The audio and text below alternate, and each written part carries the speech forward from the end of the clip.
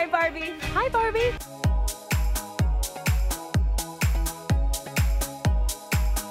Turn to the Barbie next to you. Tell her how much you love her. Compliment her.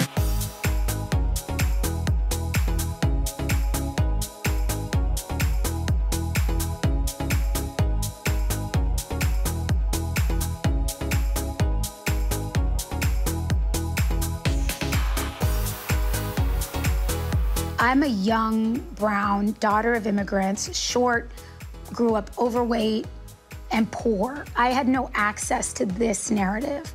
And something has shifted enough where there's now space for somebody like me in that story.